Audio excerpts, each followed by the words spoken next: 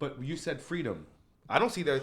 I can't look at that family as, let's say, if I'm that white family and see freedom there. Here's what I'm saying. It was all for selfish reasons. I think that both the son and the daughter use the black family for sport and sex. which is something very familiar that we've been used for traditionally. It's just you cannot escape that all right. That trope, I guess you call it that, right? That's that reality. We've been used. Oh, Reginald, I wanted to disagree with you. That's a wrap. That's a wrap. Well done. You want to leave now? Like, you've done it. Is this a mic drop situation? All right. Right? No, you won. This is Warren Wade Anderson. Mark Barozzi. Reggie Valentin. Tony Sherry. Welcome to the 6th episode of Antilles. As you just heard in the cold opening, we had a lot of fun with this week's episode and the subject of the episode, Delroy Lindo. An African-American couple were walking toward me. And as I got within earshot, the sister said to the brother, oh, that's that dude from Malcolm X. And that was the first time that had happened for me. And it was, wow. Because I was not at all prepared for the impact that my character in Malcolm X, the character I played, West Indian Archie, I was not at all prepared for the impact that character had in the film. Because in a 3-hour film, I think that I, as an actor playing West Indian Archie, was probably only in the film, I would say less than 15 minutes. After that big break, the versatile and thoughtful Delroy Lindo went on to star in a number of culturally significant films and TV shows. Born of Jamaican parents in Lewisham, England, Mr. Lindo was raised in the suburbs of London, the city of Toronto, before arriving in San Francisco at the age of 16. 8 years later, he went on to study acting at the renowned American Conservatory Theater, also located in San Francisco. This episode will focus on his sizable contribution to motion pictures through the filter of 2 films done in the wake of his big break. We'll start with Paul Morrison's Wondrous Oblivion and conclude our talk with Lasse Hallström's The Cider House Rules.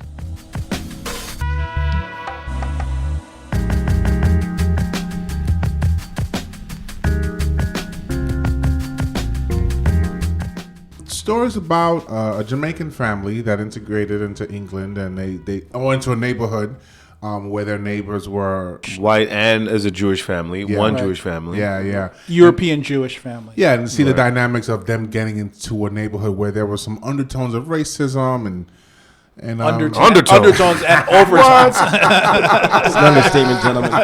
Ladies and gentlemen, that's an understatement. And I don't know how much we want to go into the movie, but there is the Jewish immigrant family coming in from Germany, and they moved into this neighborhood pretty soon after these Jamaican-born family or Jamaican-born parents with Jamaican kids moved next door to them, and the friction and dynamic that happens. Which started because they weren't sure how many of them were there, right? How many of whom were there? How many of people were going to be living in the there. house, right? There were okay, right. You mean the neighbors? The neighbors, yes.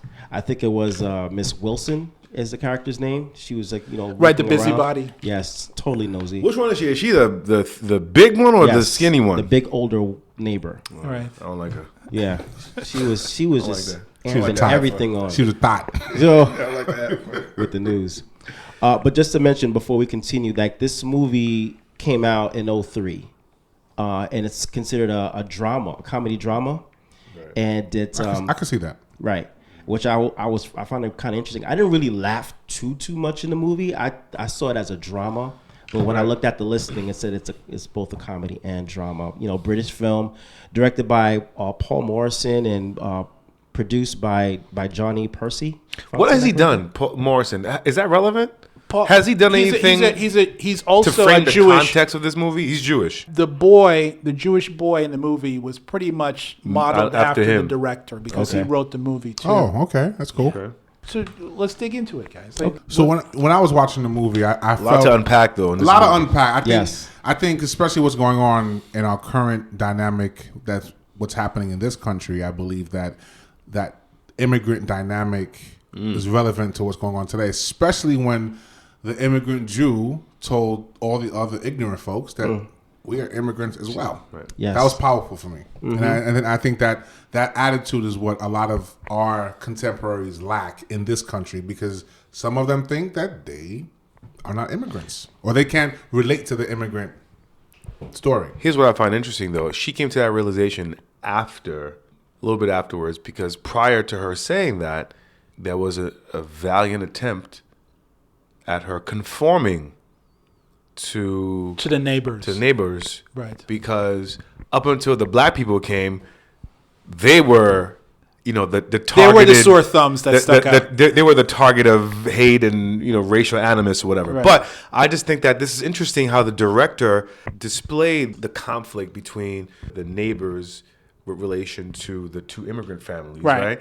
Because I think that speaks to something that a lot of immigrants feel pressure in doing, which is conforming at the expense of your integrity. I think conformity is such a strong impulse. When you want to conform and you want to, especially if you have no power. But the difference is that they could more easily conform because of their skin complexion. Yes. And the neighbors could probably overlook the fact that they're that foreign looking because, hey, you're a European Jew. We could rock with you because as much as we don't like you Yids. Right. At least you're not brown. Yep. Right. Yep. So, that to me is interesting. I think so really conformity kind of makes you a hypocrite. Wow. Wow. That's an interesting, if unchecked, like if you're conforming at the expense of your morality, you're a hypocrite. And I think they recognize how hypocritical they are after, I don't know if we're going to get into that now, but there's certain things that happen in the movie where they realize, wait, why am I capitulating to this racial hierarchy when I myself am an immigrant? Yeah. We should also state that the way that they sort of tackle this kind of dynamic is through the device of cricket, right? Which is this game, a very British game. Which brought everyone together pretty much. Which brought everyone together and at the same time set them apart. I thought that was an interesting device that the writer-director chose. Where does the boy fit in this story? Like, what's the Jewish boy? Yeah. What's the symbolism with the boy? Like, why the boy? Why the relationship with Delroy and the boy? The relationship between Delroy and the boy, David, and Mr. Samuels, right? Samuels, yeah. Right. Samuels. So first and foremost, the young boy David has a love for cricket. He is He's a bum. We get to that. His skills were very poor. He admired the game, but his skills didn't match that. He was very equipped. And the relationship is that Delroy's character, Mr. Samuel, is very knowledgeable in the game. He also knows other athletes that David looked up to. So that is something that he didn't know in the very, very beginning of the movie. What happens is that David walks in admiring them because he's looking to see what is it that this family is all about, because everyone's making a big deal about them, but I don't know what they're about. So his lens was completely different from every other character. And he begins to start a bond because he sees that they're building sort of this cricket net around the backyard, and he's like, "That's what I'm interested in." Right. So let me zero in on that.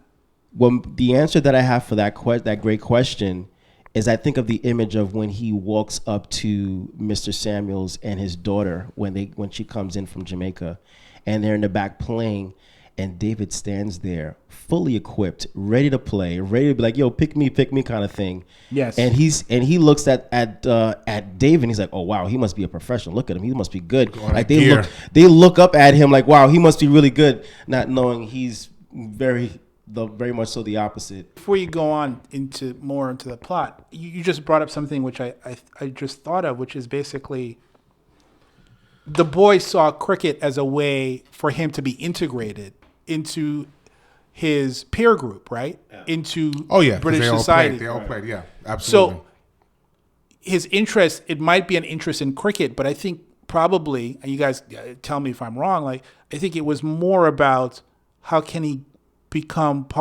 get into the in group. Right. I took it as when he came in and he wanted to bond with them, he saw the sport and he didn't necessarily see color, but when he got a chance to get better and they gave him the skills, because they looked up to him, right, for his complexion and his religion, and when they gave him the opportunity to... Why do you say they looked up to him? Because they would say stuff like, he's Jewish and, he's closest to God or something like that. Wait, they said, when you say they, who looks up to who? The Samuel's family looks up to David as a Jewish young boy. They said that you're closest to Christ or something like that. They made a comment of that. But there is something to it. I don't think they were looking up to him, right? Because they saw Judaism as a kind of the conduit directly to God, right? Because Jesus is Jewish. I think that's what they were sort of referring to. I don't think they put the boy and his mother and father on a pedestal because they were Jewish. I'm saying, remember when the church scene when they had him read from the Bible? Right. That was part of the Jewish ceremony. Yes.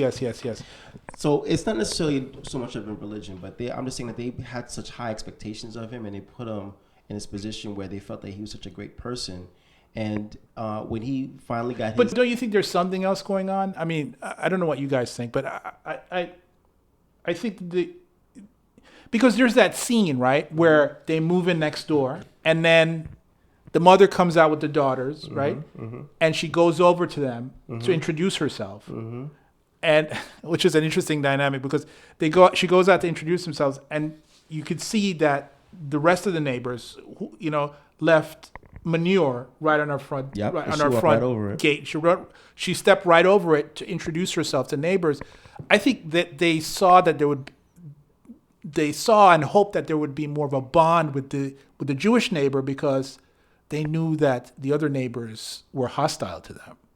So they were trying to in their way, they were trying to make an inroad into the culture through the Jewish family. And the Jewish family was trying to make the inroad through the English culture in the case of the father, who's a tailor, and in the case of the boy, through the sport of cricket. That's a good point. I think my thought is probably premature, but what I'm solely saying just him alone, how he built and had a relationship with a culture, a family that's not of his own, and he then gained a skill from them because he wasn't the same before he met them, and then after he got to know them, he was better, and now his peers who looked like him now looked up to him like, yo, what'd you do? You've gotten so much better that you moved from just like doing a scoreboard to actually getting in the game. We're counting on you to get scores. What I saw was the entree, I think, into the connection that he ended up developing with the black family is as a result of not having a bond with his father, because the father was pretty much absent. So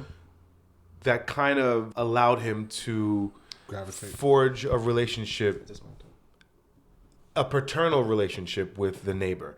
But upon, forming that relationship, I mean, one could say that based on what you said about how he snubbed Judy, great actor, by the way. Great actor. Which is the daughter. That situation showed, to me, a deep betrayal. When you should have been more grateful for the fact that family took you in and taught you how to play cricket the right way. And then you compare that to the fact that the mom also she gravitated towards him too. Right? Totally so one. I mean, you could easily say that this is pretty much him. Who you mean Delroy Lindo? Right. So the mom was very attracted to Delroy's but character. Also, I would challenge you on that. I think she was attracted to what she perceived as freedom, right? Because she saw her life as kind of bondage. Well, I don't know if it's as strong as bondage, but it's kind of like she's there to serve her son and her husband. The husband isn't there because he's thinking that it's more important to work and make more money, which is you're supposed to do. Right. But she felt that she wasn't being paid attention to. what freedom does she see in their family? He was What nice. freedom He is that? paid attention. But Right. what freedom are you talking? I mean, they just look like a more cohesive. He paid attention to her. But you said freedom. I don't see that. I can't look at that family as, let's say, if I'm that white family and see freedom there. Here's what I'm saying. It was all for selfish reasons. I think that both the son and the daughter you're use the black probably right. family for sport and sex. which is something very familiar that we've been used for traditionally. It's just you cannot escape that all right, that trope, I guess well, you call well, it that, right? that's That a- reality. We've been used. Oh, Reginald, I wanted to disagree with you. That's a wrap. Well, that's a Yeah, wrap. no, done. You want to leave now? Like you've done it. Is this a mic drop situation? All right. Right? No, I you mean, won. I see what Reginald's saying. lost. I see what Reginald's saying, but like, let's just peep game. Like, with women, when they're around each other, they compete. Sorry, ladies, this is my opinion. The thoughts and opinions don't, they're expressed by me, don't represent the The table. whole team of But conformed. she saw his wife and how happy she looked. Right. That's exactly. So there's where the freedom is. She wanted that life. Yeah, I don't think there's freedom in having manure in the front of your house. That doesn't spell freedom to me. The thing is, they want to be I as think- far away from that, from their. Okay, they want to be as far away from what comes with the trappings of being black, but at the same time, they want to enjoy the benefits. They want to enjoy the culture. And what they have to bring to the table and take advantage of it. So, as far as them wanting to assimilate with the society, they want that. But at the same time, they also want to use the family for whatever they can use them for. But of course, there was a moral dilemma. Let me ask you this: that caused them to kind of recognize what they were doing, and then things changed towards the end. But let's say that these were real people, like these characters, right, are real people. These, you had the Jewish woman there. I forgot the character's name. You have her there, and you were to sit down and speak to her. Would she agree with you if you said, "Well, you're just using them for fun and sex"? Oh, Mrs. Wiseman? I think it was deeper than that. Because she was also. I don't know. She was vulnerable. She was vulnerable. I think Reginald might be right, because in the end, they were going to move out of the neighborhood, right? Right. And leave that black family there. Yep. And you could tell at the end that they probably wouldn't be speaking to them anymore because they live in another neighborhood. Right. So did he feel bad for her? What was his attraction to her? He was also Delroy? Yeah, he was also attracted to her. he was flirting with her hard too. Did he feel bad for her?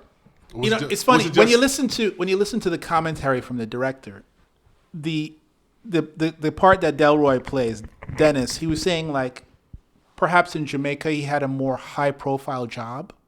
Yeah, you can tell he was probably doing bigger things home. And then when he came there, he was a kind of artisan who was just sort of looking for work. Yeah. So he was frustrated too, and she paid attention to him. He got carried away with it for about a minute, and then he was like, "Whoa, wait a minute!" Then he began to see the consequences out. Yeah, he was playing with fire, and I think he willingly Big was. fire. But let me tell you why Delroy wasn't that innocent at all. I mean, Because the neighborhood would have jumped on him. he was attracted to her. I mean, Yes. she's an attractive woman. She was Yes. cute. She was cute. And her looking at him as a fit, capable, man Big daddy. who is a strong father figure and presence in her That's a neighbor's good point. household. Right. She's lacking that because because she said she never learned how to be a woman. She came to England at the same age that David was. David is currently in the Yeah, movie. yeah.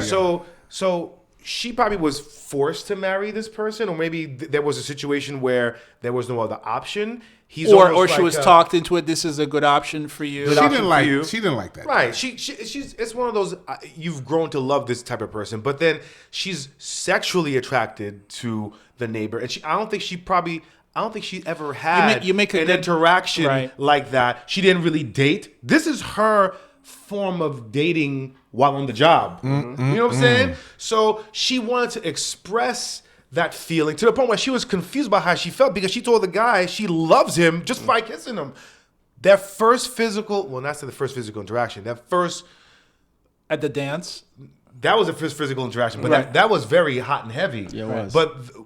But she was trying to consummate that when she She left the kids playing records to go take advantage of him being alone. Now, You know, it's funny. That even- scene was so great because you could tell like she'd made up her mind in her house. She about to get some. Yeah, Right. She don't get some. This happened. And she's waiting for the kid to go so she could go next door. But this is why Delroy's not that innocent, because even though she made up in her mind that she wanted him, right? Yeah. Even prior to the dance, Delroy was sowing the seed. I'm gonna give you an example. I hope you're gonna say The the washing machine, Yes. bro. Yes. I don't think she planned to feel tingly down there, right? Yo. But The washing machine is an analogy, It's right? an analogy. Word. And then you see It starts squirting. It's the other moist. Everybody's wet. It's And the then other moist. You see Yeah. Delroy like is screwing. He's sopping up stuff. So many metaphors. So many metaphors. He's This is going to have to be a PG-13 episode, isn't it? This is the PG-13 So many episode. metaphors, ladies and gentlemen. This is the PG-13 episode, isn't He's it? tightening the nut. Oh my God! While What is grunting. happening? The grunting was Yeah, it was. was very, very audible. It was. It was. And then she's like, what did she say? I even had to write this down. I'm like, this is ridiculous. He said, me I get it nice and tight. And then they cut to the scene where after the deluge subsides, right? You see the water droplets like Oh my gosh. And the son comes in talking about he made the team or something.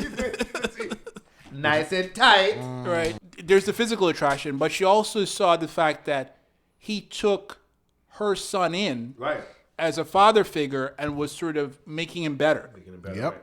That's attractive. All right, so how about this? And Mark, please. Yes. This is your joint, man. Yeah, Please stop us. Trust me, I 'Cause am. we, But you we, guys, we tend to get carried away. it's totally fine. But It's totally fine. I'm not gonna front. I felt a lot of tension because I didn't know how the movie was gonna go. So I'm like, yo, what would have happened if they got caught? What would have happened in that neighborhood? I think he probably would have went to jail or just got stoned or something. No, he wouldn't have gone to jail because during that time, people were hooking up all the time. But what would have happened was it would have probably destroyed her house and his house. Mm-hmm. And they would have probably tried to get together and realize that they have nothing in common and have to go their separate ways. It wouldn't be a comedy anymore. It would be solid You drama. know, make oxtail. But listen, what about What is unleavened bread?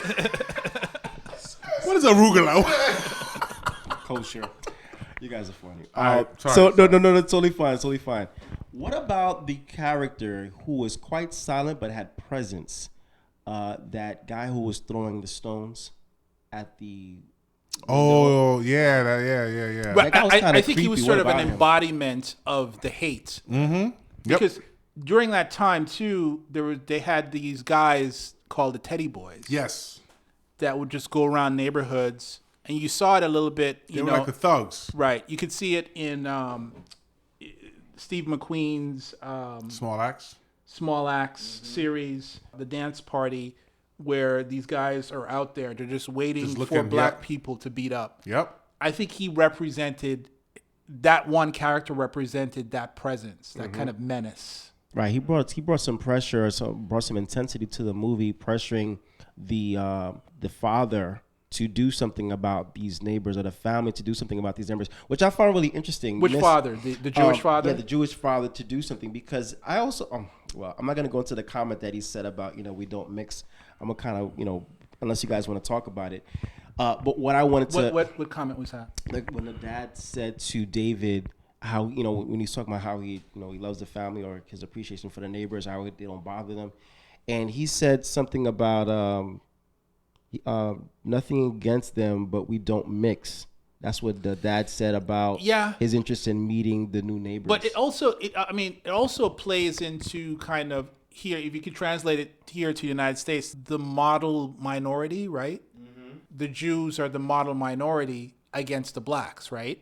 You could play one against the other. Yep. Because you could say, well, at least they're, like Reginald said, at least they're European and at least they're hardworking. Not like these black people who are lazy. which is obviously not true. But there's that dynamic going in there too. What do you guys feel about that scene where David knew it was wrong, but he didn't want his friends to know that he was cool with the young lady? Remember, I think, was it the birthday party? It was a birthday It could party. be read two ways, right? It could be read like, I'm bonding now with the in-group. I don't want someone who's even more out, who's more out than I am. Yeah, she's to definitely come, a tick to come lower into than a that Jew. sphere Yeah. because I'm trying to bond with them. Yeah. Or it could be read as, I know that these guys are a-holes. I don't want her to be associated with them. That's a good point. I wasn't even thinking about that aspect of it. I think that he was just so... Or it could be both. It could be both, but I thought that I'm considering... Actually, I do agree with both points you made, but my perspective, what I thought was that he just didn't want to spoil the progress he made in terms of being accepted, and knowing that there's already a history where his neighbors aren't accepted. He didn't want to be associated with them for that moment in time because he was reveling in that acceptance. So he just wanted to compartmentalize it. To be fair to the David character, he has to navigate quite a bit. I thought you were going to talk about how she was a girl coming to a party where there was mostly boys there. That's what I thought you were going to say. I was going to say, dude, that is not the case. I think she came there with intentions to support. Completely. No So the hesitation. David character in this particular film is a bad guy.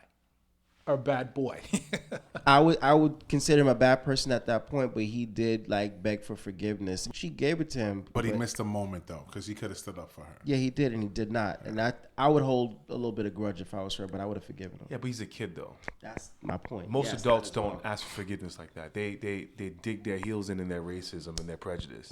Or they just move away and not talk about it anymore. Right, exactly. So, I mean, he's a human being trying to understand how to interact with the world around him. And he made a mistake, but he recognized that he values their friendship more than he values social acceptance. And he ended up apologizing. And that's being a human. This episode is brought to you by our sponsor, Double Bill Movies, a book club for movies. Watch 2 movies and join us to talk about it.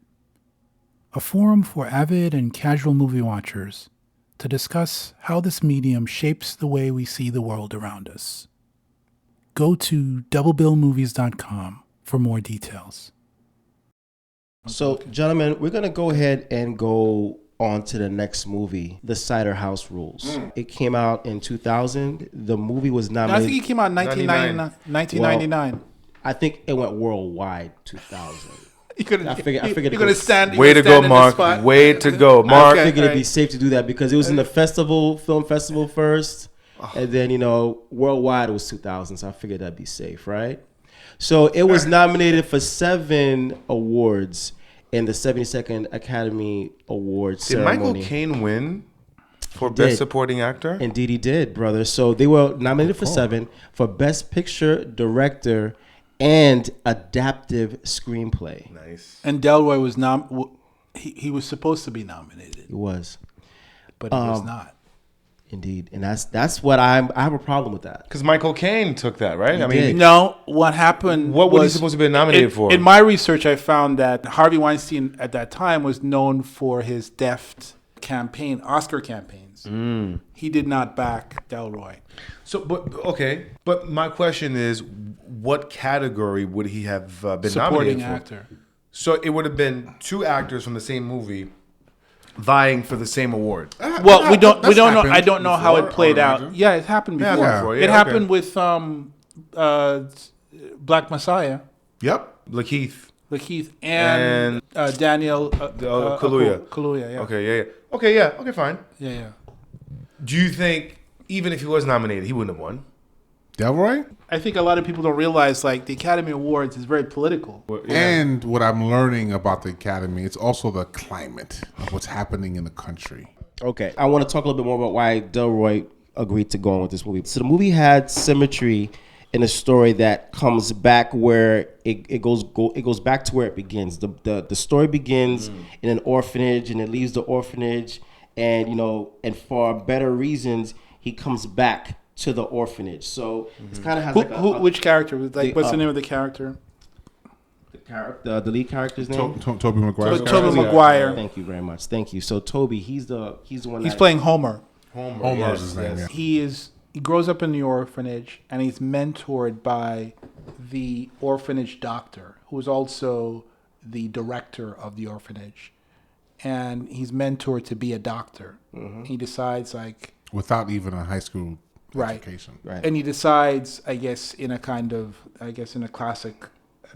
kind of way, this is not my plight in life. I have to go out on my own adventure, and then, like you said, he comes back. Yeah, he does. He does. Delroy, he kind of backed away. I wouldn't say completely, obviously he did not, but when reading the script on his character, he had his reasons to back away. Oh, he didn't want to do it. He didn't want to do it at all. But what pulled him to do it is he made the connection, which he does with all of his scriptings, and he said this to any actor: the only way you're going to have a great role or make it a great role is when you make personal connections to it. And what he did was he pulled his love and genuine care for his own daughter and poured it into this character. Mr. Rose. Thank you very much. To further what you're saying with Delroy's preparation for this role, which I think was crazy because he didn't want to do the role because of the nature of the character and what the character was doing.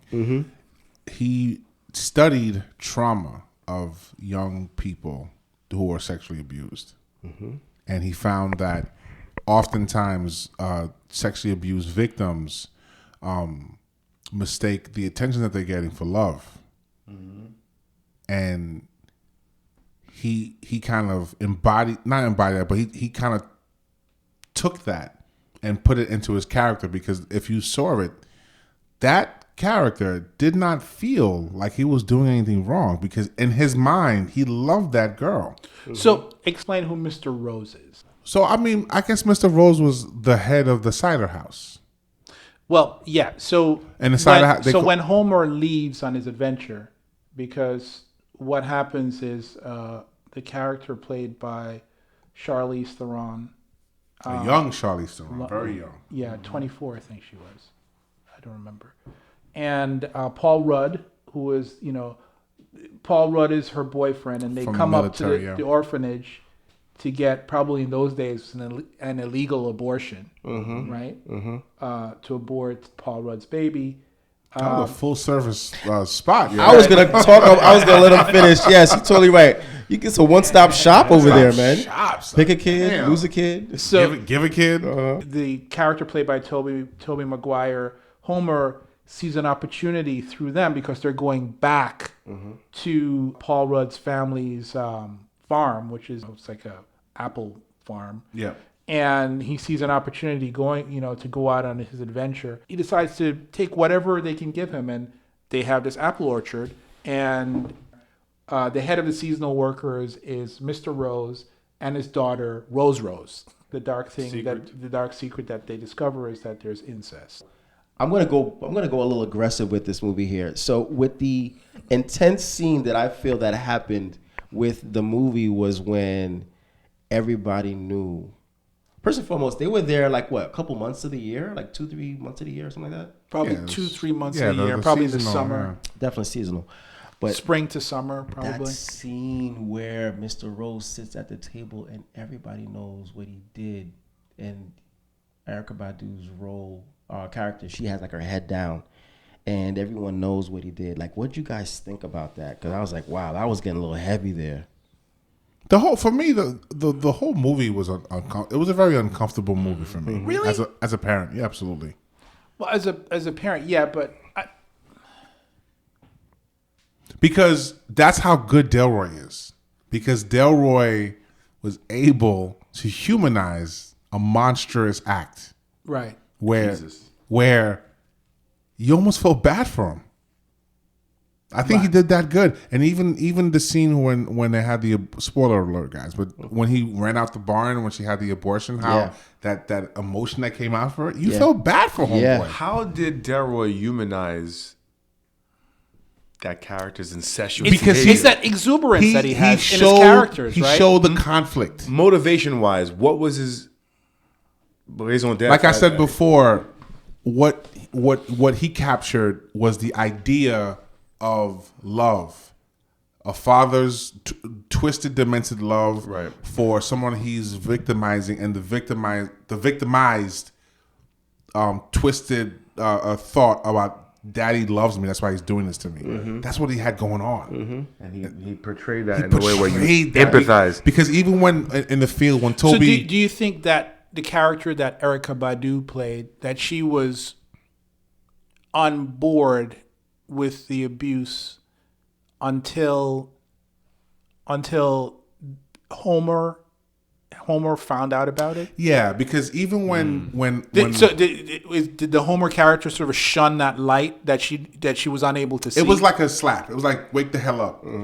Right? So when Homer went into the field and he confronted Delroy's character, when Delroy was like picking apples or whatever, even when he confronted him, he didn't really deny it, but he was justifying it. I have nothing but love for my daughter. That's what he said. And you're saying like, this guy's a psychopath. But can you say that can elicit some sort of empathy though for Delroy, or you're so impressed by his acting chops that you're conflating? It's not the acting chops, because you see him in the beginning. beginning. The acting chops with empathy. Is that what we're doing? No, but you see him in the beginning. You see him as this kind of figure who is leading the group, the orchard pickers, and he's leading this group, and the group seemed to respect him. He was a G. Right. What did he say about that? I play the knife game or whatever. Yeah. Even the unruly worker who was sort of literally kind of attacking him. Do you want to put the cigarette in the cider? You had empathy for you. You saw like, oh, this is a guy who's there to protect his people, right? The people who work for him. And then if you found out that he was, sort of committing incest, it's sort of like you suddenly realize like, oh, so he's doing that, but he's still the same guy, and he seemed to have some kind of empathy for it. He seems to be he's not a bad guy, Delroy's character? That's how you feel about the character as you're watching it, because he's so charismatic. Yeah, and conflicted. So conflicted. That's the opposite. So conflicted that is the apt you word. believe that what he's doing is not malicious. Right. You believe that he believes that he's not being malicious. That he just has love for his girl, for his daughter, and he's not approaching it as someone who is almost innocent. Completely operating. In the beginning, if you'd seen him slap her, then you'd probably not. You wouldn't have the empathy for him. So he's not just operating out of a spirit of evil. That's not what you're seeing. You're seeing someone who's much more layered than that, much more complex. Yes. Which is a credit to Delroy, because back to what because Mark was talking about. It wasn't in the dialogue. He's an actor, and he's also an academic. I feel like he delves really deep into character development. Right. And I think that even prior to him getting those degrees and masters in 2014, I think that's his modus operandi. Like, I'm going to delve into this character and I'm going to put so many layers that I'm irrefutable.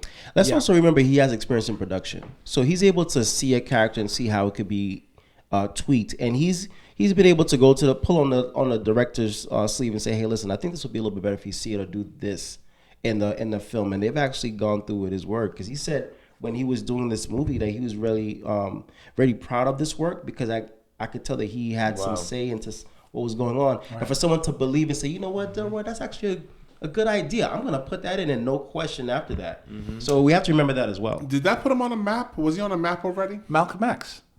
Mm-hmm. Malcolm X. Did that put him on a map, though, that role of Malcolm X? Yeah. But let me ask this left turn question. What if they'd taken out Mr. Rose and Rose Rose out of the film? Would the film still work? Not for me. I don't think it was enough. I mean, it could have, because that dynamic with Tobey Maguire and Rudd and Charlize, that was enough. That could have been enough. That dynamic with that love triangle, I guess, if you want to call it that. But what is the performance of Rose and Rose and Mr. Rose? What does that bring to the film? Depth of that world. Of that world, it brought more depth. Okay, this is this side, and there's another side, and this is what's going on inside of that other side. Yeah, I think it brought contrast to what's his name, Homer, to his experience in the orphanage, and to see what was going on with Rose and her father. Because in a way, a lot of the characters are sort of morally compromised, right? Well, starting with the Michael Caine character, he's morally compromised because he's a drug addict. And the woman Charlize Theron's playing, she's coming up for an abortion. Some people would say that she is morally compromised. And then she starts having an affair with the orphan boy, right? They're sleeping also in beds that Rose and Mr. Rose were probably sleeping together and doing incest, right, in the same room. So it's kind of like degrees of immorality. The movie was about breaking rules. That's why they call it, for me, Cider House Rules. That's I true. mean, they were reading off, like, remember when the guy was reading off the rules? Yes. And like, right. Very good. You can't sleep on a roof, you can't eat on a roof. It was like, just why can't you say you can't be on a roof? It was all about breaking rules. Tobey Maguire broke rules. He wasn't a doctor. He didn't graduate high school. He slept with another guy's dude. And I mean, I guess the only person who really was innocent was Erykah Badu's character, because she was more of a victim. It wasn't like she was trying to do that with her father. Mm-hmm. To your point about good point, Brian. Not having those two characters in the movie make the movie effective. It's a good question. Well, I think that's the linchpin, because I just feel like a screenwriter writing a movie about Cider House Rules and those characters, you need to have a foil character to play off an antagonist, or a contrasting character to, let's say, for example, the Michael Caine character. He plays a father figure to some orphans, so his contrast is another father figure who's incestuous, right? So you have a sexual relationship that's perverse. You have another sexual relationship that's not necessarily perverse, but is not morally proper, because she's cheating on her boyfriend with the Tobey Maguire character. Yes. So it's like you have these two sexual acts. They're both not moral, but the degree of morality is there. You have two father figures. How do you qualify who's a good father, who's not a good father? One is perverse, but he's trying to protect his daughter in a perverse way. Mm-hmm.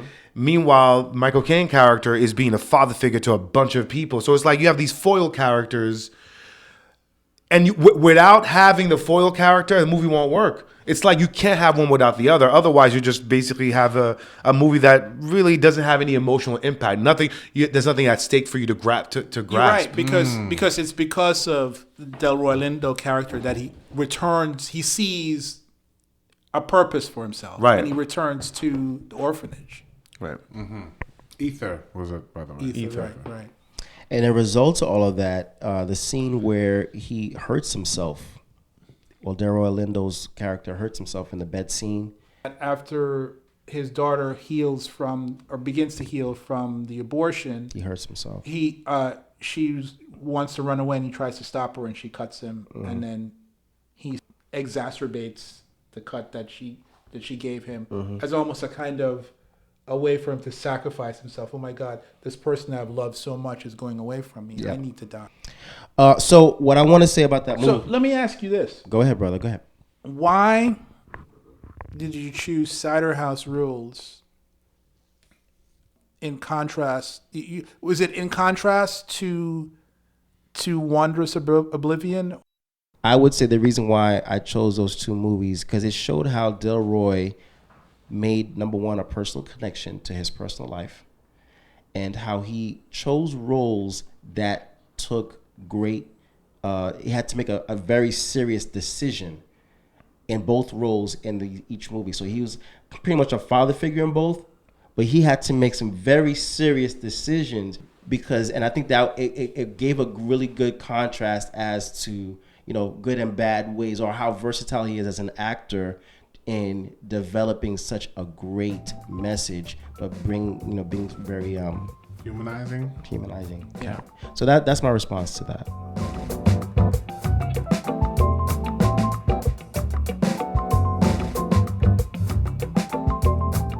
This episode was moderated and produced by Mark Barossi, Tony Sherry, Reginald Valentine, and Warren Wade Anderson. The audio clips of Delroy Lindo were taken from April 18th, 2023's episode of Bullseye with Jesse Thorne, a Maximum Fun podcast in association with National Public Radio.